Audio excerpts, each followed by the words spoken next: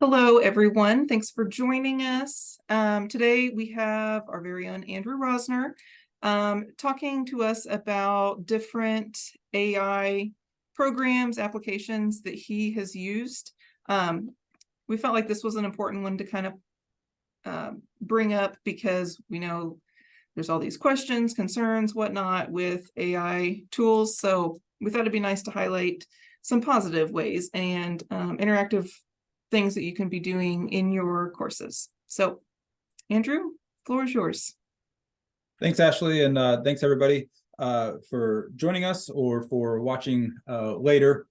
Wanted to highlight a couple of different projects that I've used, tools that I've used, and then some resources that you can utilize for either a deeper dive or some upskilling on generative AI later on. So I think I'll start with my Business 365 class. It's a digital marketing and Salesforce fundamentals course. And one of the topics that we cover is SEO, or search engine optimization. And the first semester that we taught it was very conceptual, theory-based, the way we covered this topic. And I was looking for something that was a little bit more hands-on, that students could go beyond just the theory and really kind of get more into the practical application of some SEO best practices. And so after we talked about kind of like the ins and outs of what makes a good SEO content strategy, how to create keywords, students would create kind of their first go, or the first draft of a set of keywords for their assigned business that helped solve a problem that the end user was trying to solve utilizing a search engine, or going on there and looking up something on Google. And so we would take that first set of keywords that they generated on their own, and we used ChatGPT to conduct some keyword research and expand on the initial set of keywords that the students created. So if the students created, I think the assignment was to create 5 keyword phrases for their chosen company. They then would go into ChatGPT and utilize that to brainstorm a new set, or an expanded set of keywords. And we looked at different ways that you could enter prompts to help get back better results from ChatGPT. We then paired that list, we then paired ChatGPT and the results that we got from that list with SEO specific research tools to look at different metrics such as volume, search volume, and costs per keyword. And it was nice to be able to see the comparison versus what they initially created, the initial set of words or keywords that they created, versus the ones that ChatGPT helped them produce afterwards. And it was nice to be able to see the search volume and the cost per keyword as a comparison, utilizing some other SEO search research tools.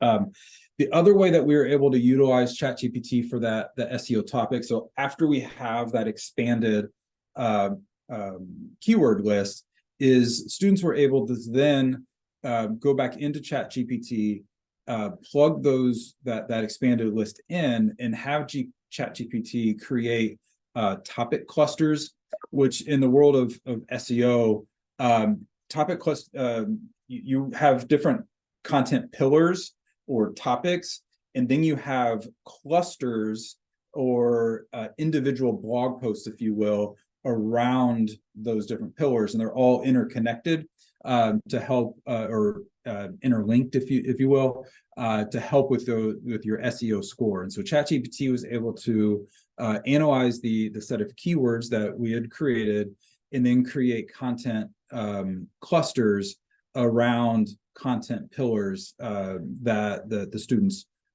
created.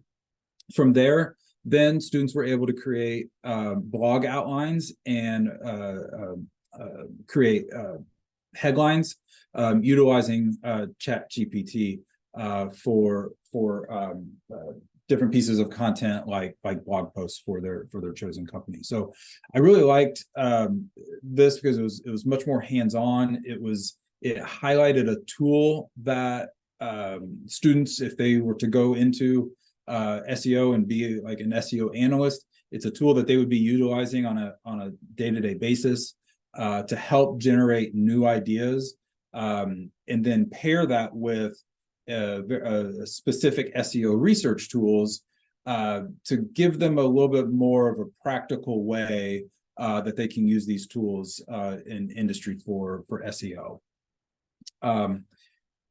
Moving on to a couple of other tools, and I'm going to share my screen here real quick.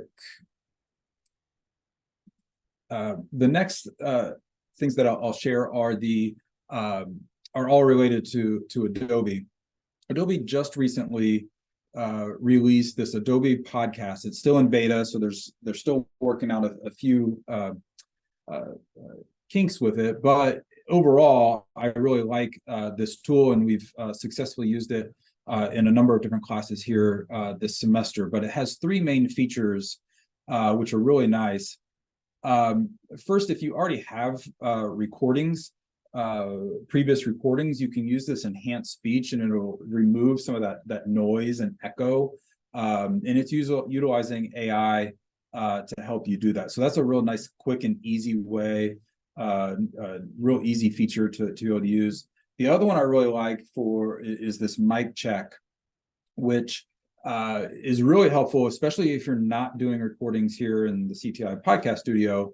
But if students are doing them out in the field or doing them outside of the CTI or outside of a studio space, they're able to go into this mic check and really fix any microphone issues before they start recording. So that's a really nice, easy feature that they're able to utilize. And then lastly is the studio, which again is a really nice tool. I've used it for some of the global chats. Let's see, we'll click on this one, the sample one. But you can record directly into this studio after it's done loading. I can show you a couple of the other features, but right now I'm blocked out from, there it goes. You can go in here. So as you record, it auto transcribes, again, using AI to do that. You can bring in guests here through this invite guests. So that's what you see over here. So you didn't have to be in the same studio to record this. You can do that all via the web. If you need to come in here and fix transcriptions, that's really easy to do. These little dots show breaks or pauses. You can come in here, just click on it and hit delete, which is really nice and easy to do. The other thing that I like is it has curated collections for music. So if you click into this one, you can see it has a group of intros that are really easy to plug in, outros. There are transitions, if you wanted to add transitions, like this one I'm assuming is probably a transition. Underscores are going underneath when people are talking, and they're all collected so that they all sound cohesive and as one polished set of music for your podcast. So another really easy to use feature. Here's the filter for enhanced speech. So it's taken that enhanced speech feature from the standalone into the studio. So you just select the content that you want to enhance and come in here and hit that enhance button. So again, that's podcast.adobe.com. We have access to that through our Adobe Creative Campus designation. It is in beta, so they are still working out some kinks, but it's a nice tool to utilize. The other thing I'll highlight related to Adobe is their Adobe Creative Skills series. I sent an email about this, I don't know, maybe a month and a half ago. There is one specific to generative AI for creativity and innovation. It's about an hour long to create, but this is just a intro to generative AI. Get you kind of up to date on some of the language and prompts and how to use it. And then at the end, kind of putting it all together, there's an assignment where you utilize Adobe's new generative AI tool, Firefly. I do like Firefly. I haven't played around with it a ton, but one thing that is unique about their tool, generative AI tool, Firefly, is that all the images that they used have been licensed from the content creators, whereas that's not necessarily the case for other generative AI tools. So that is something that has been very important for Adobe and something that they've included within their generative AI tool, Firefly. So this Adobe Creative Skills series, this micro-credential, there are others, but this generative AI for creativity and innovation, would highly recommend this if you're looking for like an intro into generative AI and get you some ideas flowing for how you might be able to incorporate this into the classroom. The other way that you can use this, it's what I've done in my Intro to Digital Fluency course this semester, and I know some other faculty have used some of their other courses in their classroom as well.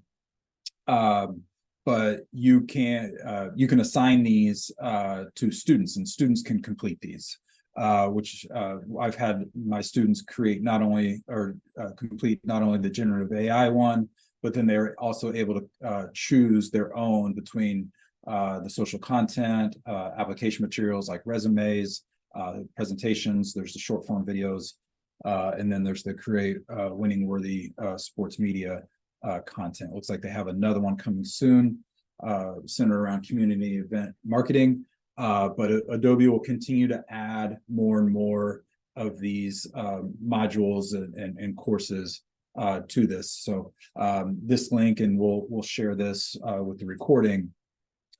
Check back on that link because they're continuing to add more and more modules to this creative skills series. And then lastly, what I'll share again, I'll share this link with the recording. Adobe puts on what they call digital literacy cafes roughly once a month, maybe once every other month. And at the end of September, they did one all on generative AI lesson plans. And so this is the recording that they had from that session, but here's just quick bios on who presented.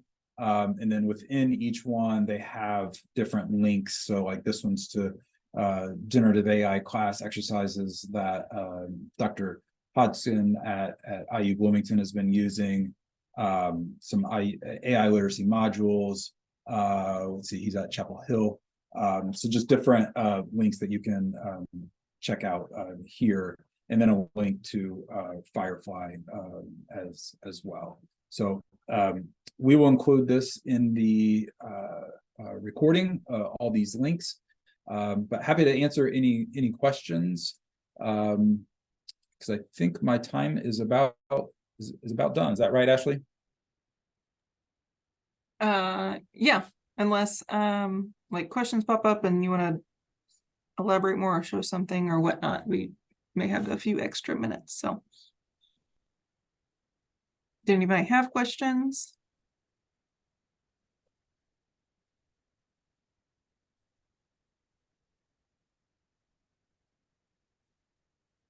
I do not. Thank you for your time, Andrew, and your expertise in AI. I don't know if I'm an expert, but Sure you are. I appreciate that. Yeah. So how do you have feel questions, like, but sorry, Oh. go ahead. I was just gonna say I don't have any questions, but just thank you. That was extremely interesting how you use that in your class. I really am intrigued by that. I think students enjoyed it because, again, it was hands-on, it was practical. I think, and this was it would have been last spring, so kind of when it was still relatively new, and students basically only knew that, oh, hey, I can write papers with this thing. They hadn't quite figured out what are some of the other things, right, that they can do with this tool.